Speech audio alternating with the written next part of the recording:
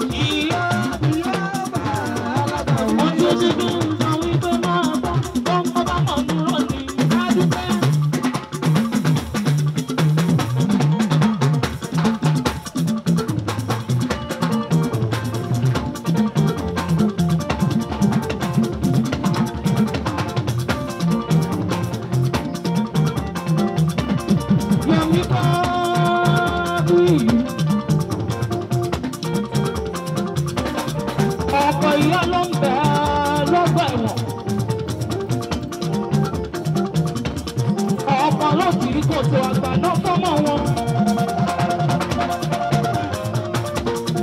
Ọ̀pọ̀ ìyá ni wọ́n tọrọ ikú fún. Ọ̀pọ̀ ìyá wọn ti kọ́ ìbára. Bọ́mọ bá mọ̀ nù rán ní àdúgbò.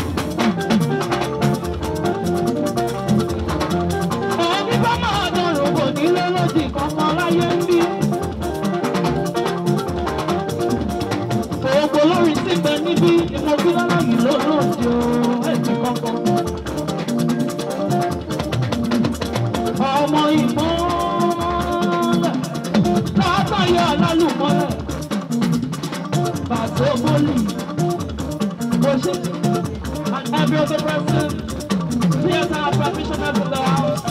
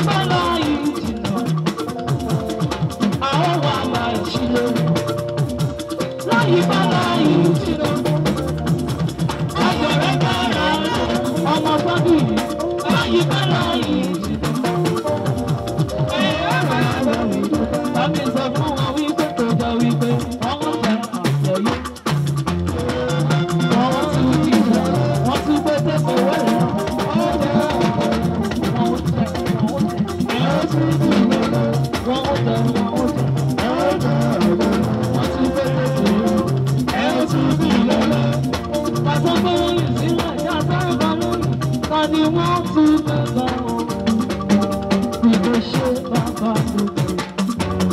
Ta ni wọ́n tún fi gbogbo ọba ẹ̀mí mọ́? Ọlọ́run ló dá wa, òkè yìí lọ́ni.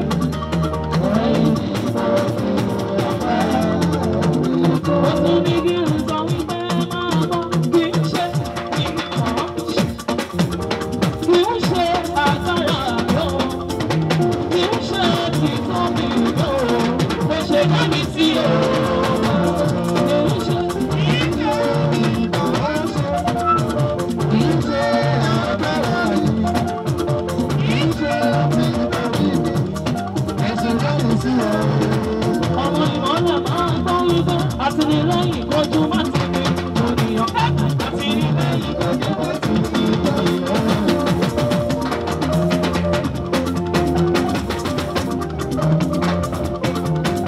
Àdúró tí ní káyé máa yọ̀ ní ònìyàn.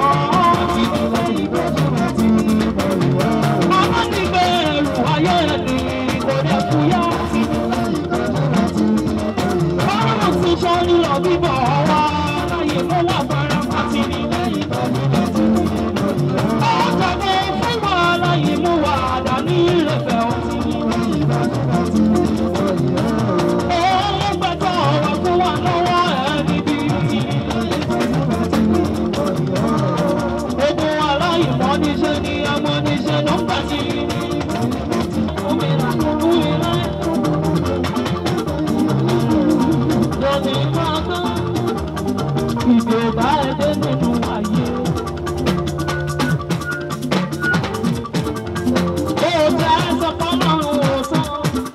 Tí kò bá sí tọ̀lọ́run tó dúró tì ẹ́ o. Bọ́ọ̀dì yẹn níbo ló bá wà ó? Tó bá sọ bẹ́ẹ̀ bẹ́ẹ̀, kò bá sọ pé lọ́run ò ṣe tó. Ẹ̀bùn bẹ́ẹ̀. Sọ pé lọ́run ò ṣe tó. Ilé ọgbẹ́ lọ́run mi. Sọ pé lọ́run ò ṣe tó. Ọ̀rọ̀ bàbá yẹn bí tí ọlọ́dún máa yọ ọlọ́run. Nígbàgbọ́ ni ọlọ́run mi ọba tó mọ yẹ ìràwọ̀. Àyíyá títí ìmì mi òkìkí alóòtú bẹ́ẹ̀ lọ. Mágbẹ́gà mágbẹ́gà mágbẹ́gà ọlọ́run ayọ̀ mi o. Mágbẹ́gà mágbẹ́gà mágbẹ́gà ọlọ́run ayọ̀ mi o. Mágbẹ́gà mágbẹ́gà ẹ̀dá fún ẹgbà kìíní yìí. Ẹgbà náà ẹgbà náà.